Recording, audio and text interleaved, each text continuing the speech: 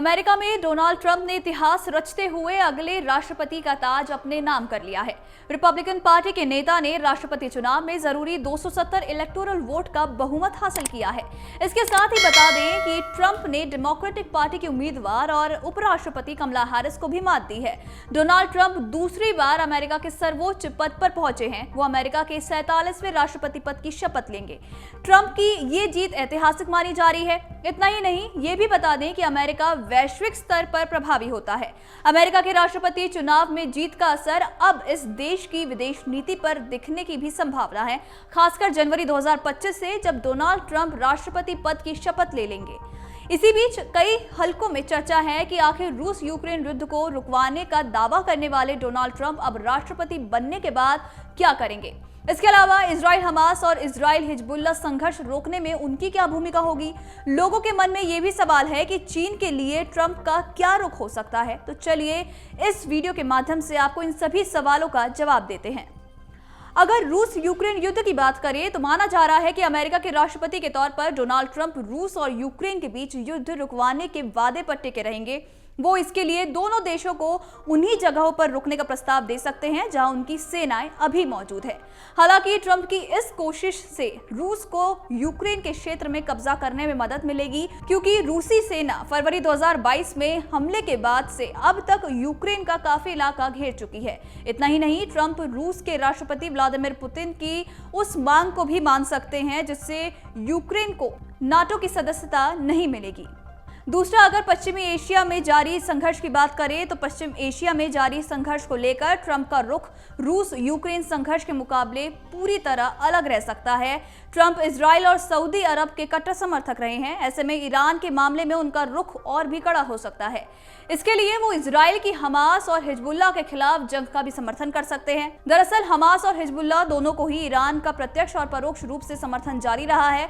इसके अलावा यमन में हूती भी ईरानी समर्थन से काफी बड़े हैं। ऐसे में ट्रंप पश्चिम एशिया में ईरान समर्थित संगठनों के खिलाफ संघर्ष का समर्थन कर सकते हैं। इतना ही नहीं, इजराइल का समर्थन ट्रंप को रूस के खिलाफ भी अहम बढ़त दिला सकता है। दरअसल यूक्रेन के खिलाफ जंग में रूस को बड़े स्तर पर ईरानी हथियारों पर निर्भर होना पड़ रहा है।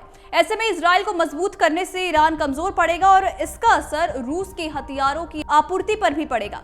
ऐसे में ट्रंप रूस यूक्रेन युद्ध में भी इजराइल के युद्ध को रुकवाने का इस्तेमाल कर सकते हैं। जहां यूक्रेन और पश्चिम एशिया की स्थिति को लेकर अब अमेरिकी नीति में बदलाव होगा, तो वहीं चीन के मुद्दे पर ट्रंप अपनी पुरानी नीति ही अपना सकते हैं।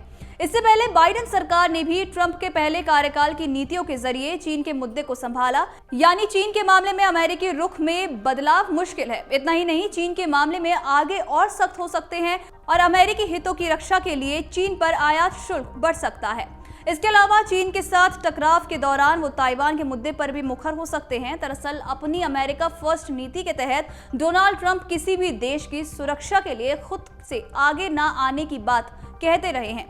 ऐसे में चीन से कुछ ही दूरी पर स्थित ताइवान के लिए ट्रंप का रवैया मुश्किलें पैदा कर सकता है। आपको बता दें कि ट्रंप अपनी नीतियों के तहत एशिया में अमेरिका के पारंपरिक साथियों फिलीपींस, दक्षिण कोरिया और जापान से संधि करने और इसके बाद ही उन्हें सुरक्षा गारंटी देने का वादा कर सकते हैं। बता दें कि डोनाल्ड ट्रंप चुनाव जीतने के बाद अपने पहले भाषण में कहा था कि वो कोई युद्ध शुरू नहीं करेंगे बल्कि खत्म करेंगे। तो वहीं बाइडेन से विरासत में डोनाल्ड ट्रंप को 2 युद्ध मिल रहे हैं। वेस्ट एशिया और यूक्रेन रूस संघर्ष का जिक्र ट्रंप अपने चुनाव प्रचार के दौरान भी कई बार कर चुके हैं। प्रचार के दौरान उन्होंने दावा किया था कि रूस और यूक्रेन युद्ध को रुकवा देंगे।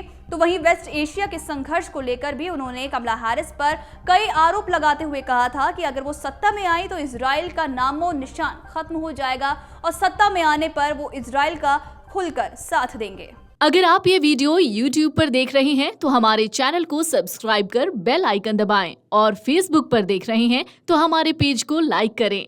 8 मिलियन प्लस सब्सक्राइबर, आपके इस भरोसे के लिए बहुत धन्यवाद।